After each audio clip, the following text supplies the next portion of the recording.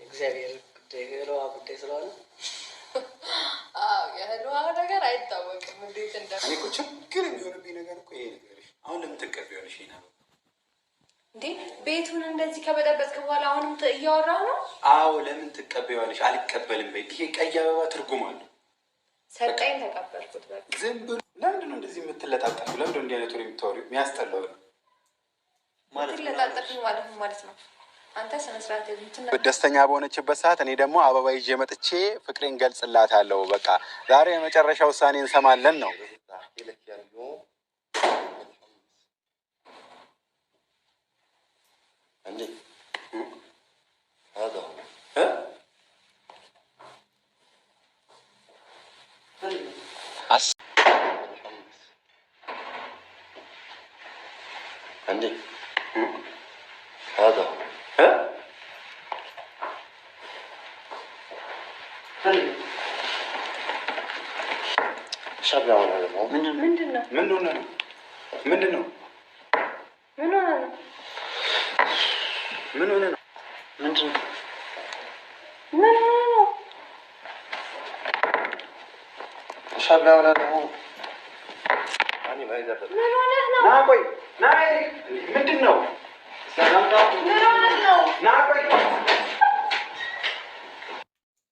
የደበደበው ልጅ ይሄ ልጁ ነው። የዛለት ሐኪም ቤት ተኝቶ የደበደበኝ ልጅ በአይኔ ባየው አውቀዋለሁኝ። ሄለንን ተው ብሎ ነው የደበደበኝ ብሏል። ሶ ሀይዳ ህወይ ማለት ያውቀዋል ማለት ነው። የደበደበው ልጅ ይሄ ነው። አይቼዋለሁ፣ ባየው አውቀዋለሁ፣ ፊቱን አይቼዋለሁ ብሎ ነበር የዛን ጊዜ። ሰላም ጤና ይስጥልኝ የመታገስ ቤተሰብ እንዴት አላችሁ ነው ያለው። እግዚአብሔር ይመስገን ሁሉ ሰላም ነው። ዛሬ እንግዲህ ሄሉ እያያችኋት ነው። ኤንዲን ይሄንን እንትን የሄሉን አፍቃሪ አዲሱን አፍቃሪ የደበደበው ልጅ ይሄ ልጅ ነው። ይሄ ነው የደበደበው ማለት ነው። ሄሉ ደግሞ እዛ ጋር እያደረገች ያለችው ምንም በእርግጥ ሄሉን እንደሚወዳት ይሄኛው ልጅ አልነገራትም። ዝም ብሎ ብቻ በውስጡ ወዶ ፍቅሩን የገለጸላት አይመስለኝም። ግን ብዙ ጊዜ ይተዋወቃሉ፣ ያገኛታል። ኤሪክ ደግሞ የደበደበኝ ይሄ ልጅ ነው ብሎ እንግዲህ ፍቅሩን ሊገልጽላት ነበር የመጣው። ጥሎ ወጣ። ኤንዲ ደግሞ በማየው ነገር ነው። ኤንዲ ትክክል ነው ይሄ ነው ማስበው እዚህ ጋር። ምክንያቱም የሚያየው ነገር ደስ ስላላለው ነው። ምክንያቱም ለምን ለሁለቱም ተስፋ ትሰጫለሽ? ወይ አንዱ ጋር አትሆኝም? ወስነሽ አንዱ ጋር ሁኚ። ይሄ ልጅ ሀገሩ ሊሄድ ሲል አትሄድም እያልሽ ተስፋ እየሰጠሽው ነው። ይሄኛው ጋር ደግሞ ለምንድን ነው የምትለጣጠፊው? ያለው እኔ ትክክል ነው ብዬ ነው ማሰብ። ምክንያቱም ይሄ ልጅ እሷን ብሎ መጥቶ ከዛ ድረስ ለፍቅር ብሎ መጥቶ ብዙ መጽዋዕትነት ከፍሎ መጥቶ እስከ መደብደብ ደርሷል። በእርግጥ እስከ መደብደቡ እሱ እንደደበደበው ሄሉም ይሄን አታውቅም። ሆኖም ግን ይሄ አግባብ አይደለም ብዬ ነው የማስበው። ወይ ልጁን እንዲሄድ ልቀቁት፣ ተስፋ አትስጪው። እኔ አልወድህም ብለሽ መናገር እኮ ነው፣ ይሄ ቀላል ነው። ሌላው ደግሞ ኤንዲ የሚለው ለምንድን ነው እዛ ጋር ሌላ ነው። ለምን እሺ ላትይው ነገር አበባውን ትቀበያለሽ ነው የሚላት። አበባው ትርጉም አለው፣ ማንም ሰው ያውቀዋል። ቀይ አበባ ማንም ሰው የሚያውቀው ነው፣ ትርጉም አለው።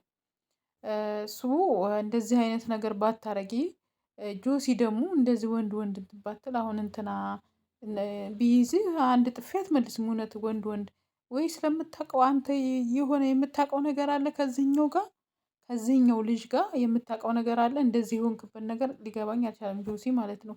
ሁኔታ ምንም ሊገባኝ አልቻለም። እና እኔ ኤንዲ ላይ ውድ ተመልካቾችም ማለት ነው ኤንዲ እዚህ ጋር ምንም ጥፋት የለውም። የምትፈልጊው ከሆነ ኃላፊነቱን ውሰጂ። የመጣው ይሄ ልጅ አንቺን ብሎ ነው።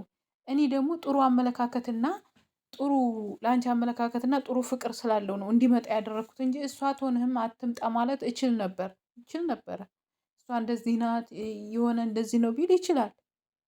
እንደዚህ ብሎ መጥቶ እንደዛ አታድርጊ። የማትፈልጊው ከሆነ በስነ ስርዓት በትክክል ንገሪው።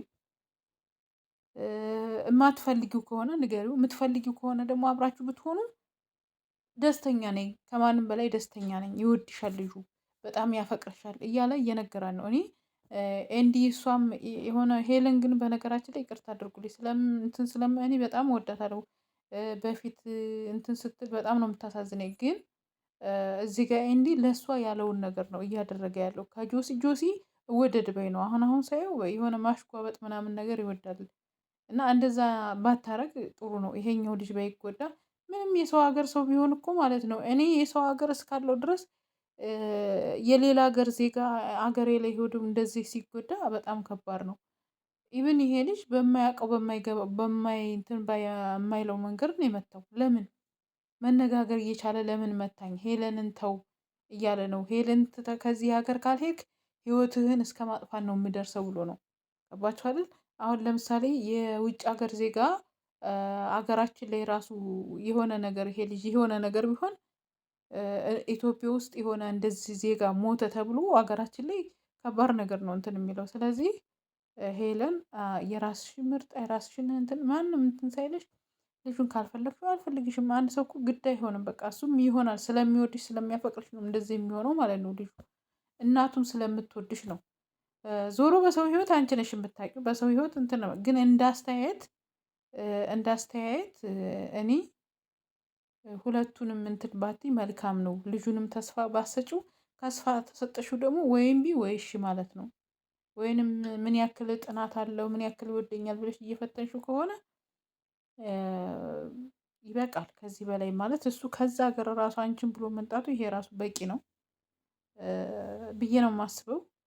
እና ውድ ቤተሰቦች የኔ ሀሳብ ይሄ ነው። የእናንተ አስተሳሰብ የእናንተ ሀሳብ የቱ ነው? ስለዚህ አሁን ተናዶ ነው የወጣው።